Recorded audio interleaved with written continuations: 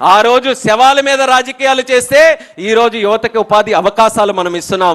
ఆ రోజు మూడు మొక్కలాట ఆడితే ఈ రోజు ప్రజా రాజధాని అమరావతిని మనం తీర్చిదిద్దుతున్నాం. ఆ రోజు సంక్షోభం ఉంటే ఈ రోజు సంక్షేమంతో ముందుకు వెళ్తున్నాం. అది ప్రెషనరీకి విజనరీకి ఉన్నటువంటి తేడాన్ని తెలియజేస్తున్నాను. ఈ రోజు కేంద్ర మంత్రిగా ఒక అవకాశం వచ్చిన తర్వాత 2024 తర్వాత 2 డావోస్ కార్యక్రమాలు జరిగాయి. డావోస్లో వెళ్ళిన మొట్టమొదటి సంవత్సరం వెళ్ళాం. జనవరి 2025 ముఖ్యమంత్రి గారితో కొన్ని కార్యక్రమాల్లో కూర్చున్నాం. అన్న లోకేష్ అన్న గారు కూడా ఉన్నారు. ఆ రోజు ప్రపంచ స్థాయిలో ఎన్నో కంపెనీలన్నీ కూడా మనం పిలుచుకొని, అయ్యా ఒక్కసారి రండి, ఆంధ్రప్రదేశ్ తాలూకా స్టాల్ ఉంది, ఒక్కసారి కలిసి మా దగ్గర ఏ అవకాశాలు ఉన్నాయని చూడండి అంటే చాలామంది అంత ఇంట్రెస్టెడ్గా చూపించలేదు.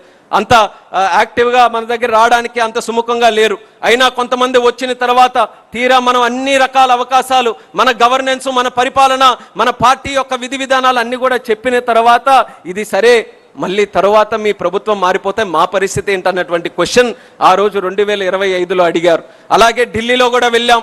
జూన్లోనే మనం అందరం కూడా స్వేరింగ్ ఇన్ చేసిన తర్వాత ముఖ్యమంత్రిగా మొదటి 3-4 నెలలు కేంద్ర ప్రభుత్వాన్ని దగ్గరికి వచ్చి ఏ మంత్రి గడప తొక్కినా సరే ఆ రోజు ముఖ్యమంత్రిగా ఒక 5-6 పేపర్లు తీసుకొని వెళ్ళి మా రాష్ట్రానికి నిధులు రావాలి, మా రాష్ట్రానికి కార్యక్రమాలు జరగాలని ఏ మంత్రి దగ్గరికి వచ్చినా చంద్రబాబు నాయుడు గారు 5 కాగితాలు ఇస్తే ఆ కేంద్ర మంత్రులందరూ 10 కాగితాలు ఇచ్చేవారు. మీ 5 సంవత్సరాలు అక్కడ రాష్ట్రంలో జరిగినటువంటి పరిపాలన వల్ల ఎంత నష్టం మాకు జరిగిందో అని చెప్పి ఇది సరిచేయండి అని చెప్పి కేంద్ర మంత్రులు తిరిగి ఇచ్చే పరిస్థితి జూన్ 2024 ఉండేది.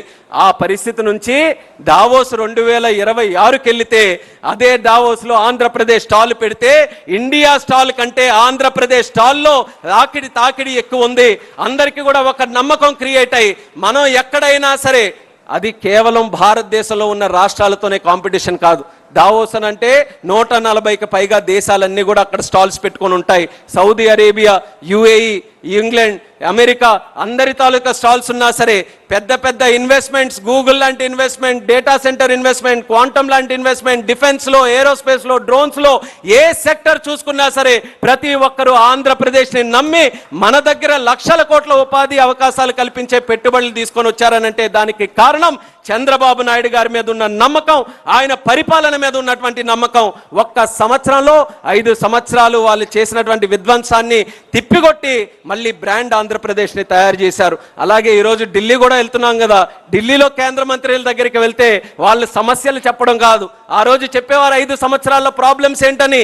ఈ రోజు ఏం చెప్తున్నారంటే మోదీ గారు దేశంలో కొత్త పథకం తీసుకొని వచ్చారు, కొత్త సంస్కరణ తీసుకొని వచ్చారు. సోలార్ ఎనర్జీలో కావచ్చు, ఇన్వెస్ట్మెంట్స్లో కావచ్చు, సెమీ కండక్టర్స్లో కావచ్చు, ఎయిర్పోర్ట్స్లో కావచ్చు, ఇలా ఏ సెక్టర్ తీసుకొని వచ్చినా అది ఇంప్లిమెంట్ చేయాలనంటే ఆ ఘనత చంద్రబాబు నాయుడు గారికి ఉందని ఈ రోజు ఎవరు వెళ్ళినా సరే స్కీములు ఇచ్చి అయ్యా తొందరగా మీరే చేయండి, మీరు చేస్తే ఆదర్శంగా మిగతా రాష్ట్రాలు తీసుకెళ్తాయని ఈ రోజు ఆ పరిస్థితిని కూడా మార్చి దావోస్ కానీ ఢిల్లీ కానీ ఆంధ్ర పరిపాలన తాలూకా విధానం చంద్రబాబు నాయుడు గారి ఆధ్వర్యంలో ఏ రకంగా బలంగా ముందుకు నడుస్తుందో మీరందరూ కూడా గమనించాలని తెలియజేస్తున్నాను.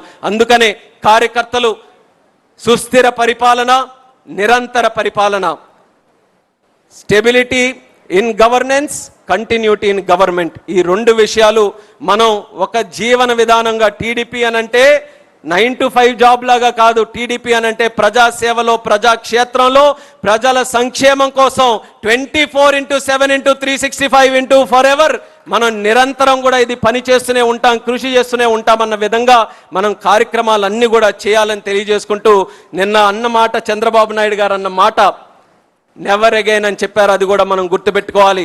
గొడ్డలి నెవర్ అగైన్, కూటమి అగైన్ అండ్ అగైన్ అన్న విధంగా ఏ ఎలక్షన్లు వచ్చినా సరే కూటమి ప్రభుత్వాన్ని మనం ఏదైతే భారతీయ జనతా పార్టీ, జనసేన, తెలుగుదేశం ముగ్గురు కలయికతో మన ఆంధ్రప్రదేశ్ రాష్ట్రానికి కేంద్రం, రాష్ట్రం ఒక కోఆపరేటివ్ ఫెడరలిజం స్పిరిట్తో మనం డెవలప్మెంట్ చేసుకుంటూ ముందుకు వెళ్తున్నామో అది ఎక్కడా కూడా ఎటువంటి అడ్డంకులు కానీ బ్రేక్స్ కూడా రాకుండా మనం కంటిన్యూస్గా దానికి ముందుకు నడిపించాలని మళ్ళీ తెలియజేసుకుంటూ ఈ యొక్క రాజకీయ తీర్మానం ప్రతి ఒక్కరికి కూడా ఒక జీవిత విధానంగా ప్రతి ఒక్కరు కూడా దీన్ని అలవాటు చేసుకొని ముందుకు నడవాలని తెలియజేస్తూ ఈ యొక్క కార్యక్రమంలో ఎంతో చక్కగా మనం స్క్రీన్లో కూడా చూస్తున్నాం. 15 లక్షల మంది వరకు కూడా పార్టిసిపేట్ చేసి మనకి నిత్యం బలాన్ని ఇస్తున్నటువంటి కార్యకర్తలు. కోటమిరెడ్డి గారు కూడా మాట్లాడారు, వాస్తవమైనటువంటి మాట. ఈరోజు కేంద్ర మంత్రిగా ఉన్నాను, చంద్రబాబు నాయుడు గారు ఆశీర్వదించి పంపించి ఈరోజు ఢిల్లీలో క్యాబినెట్లో సెంటర్లో కోటేసుకొని